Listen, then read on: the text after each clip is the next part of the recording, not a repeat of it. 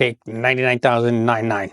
All right, so you ever feel like you need a quick escape from the daily grind? You have that long commute to work every single day, Monday through Friday. Your wife's cooking, cleaning, doing laundry. I bet an extended weekend getaway might be just what you need. Let me show you how to plan the perfect extended weekend adventure without breaking the bank. Hey, how's it going, everybody? My name is Dave Fattizzo, and today we're getting into the art of planning your very first extended weekend getaway. Whether you're craving a beachside retreat, a mountain escape so you can hit those slopes, or just a few days to walk around in the city, I've got tips that'll make it stress-free and memorable. So extended weekends, or just a simple overnight, are favorites of Renee and I. It's really something that we try to take advantage of whenever we possibly can. But let's be for real. Planning a trip can drive somebody absolutely crazy, especially if it's the first time. Budgets, deciding where to go, and not knowing how to maximize your time,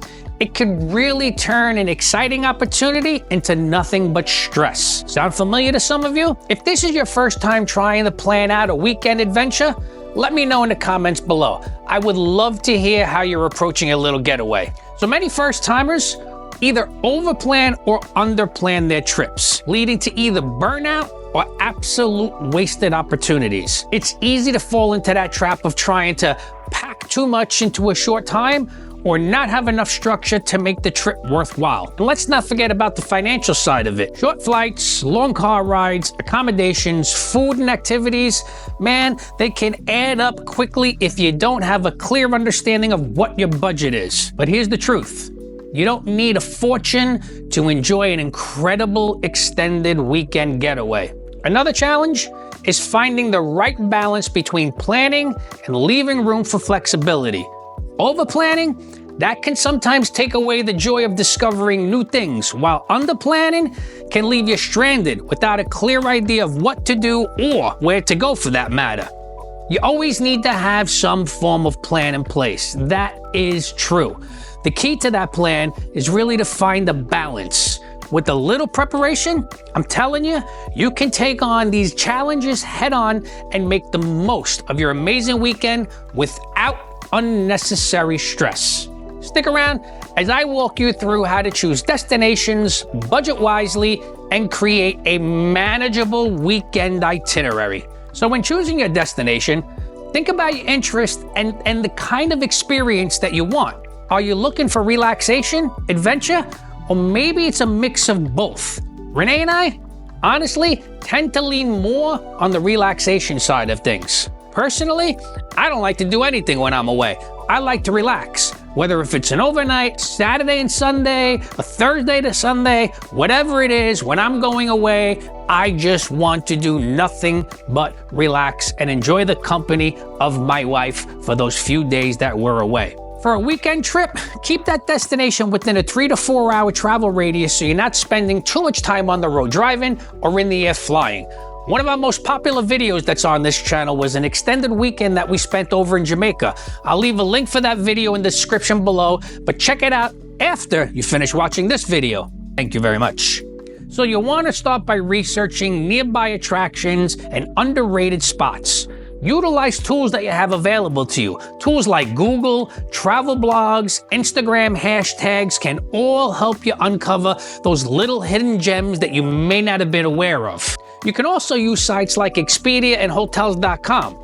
Links will be available in the description below for those sites as well. Next, and probably most importantly, you need to think about your budget. Again, utilize tools that are available to you. Tools like budgeting apps, spreadsheets, or a good old pen and paper to allocate funds for travel, accommodation, meals, and any activities that you have plans on doing.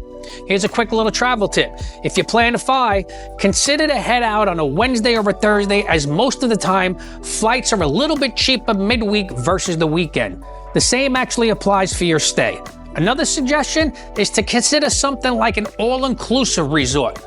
Our preferred choice is really and always to stay in an all-inclusive style resort.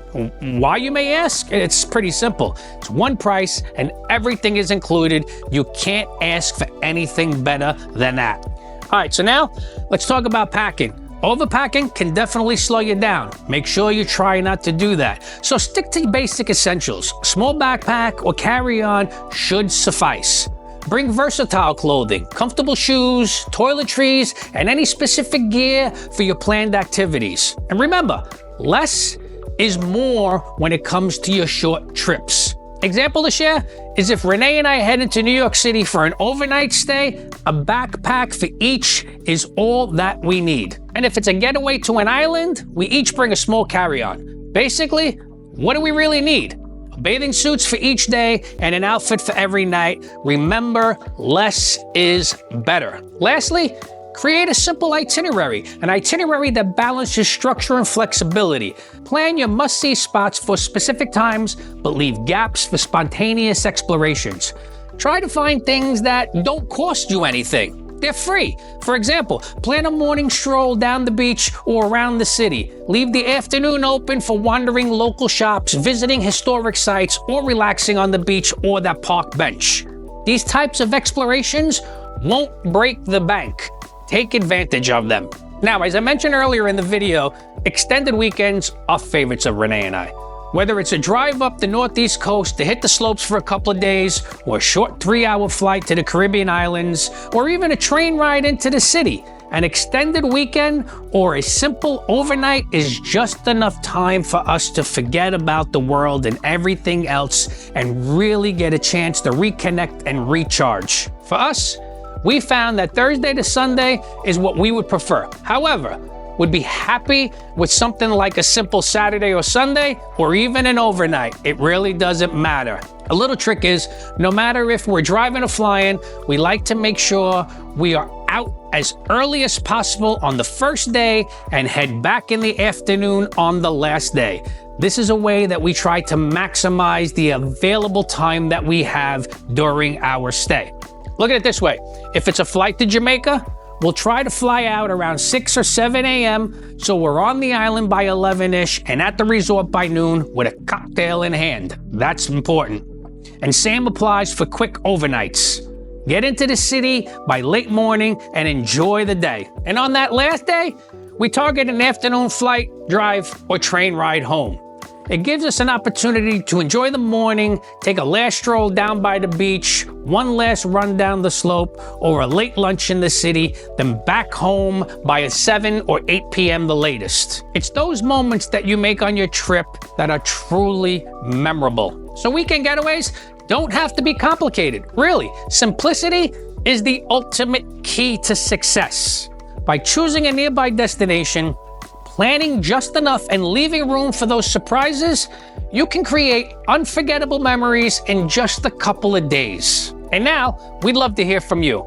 Share your dream weekend getaway in the comments below, and don't forget to check out my last video, which will be posted right here, where I share how we love Expedia.com for all of our travel needs. If you truly found enjoyment in this video and you found it helpful, do me a favor, hit that like button and consider subscribing for more videos just like this one. Until the next video, my friends, I'll see you all soon.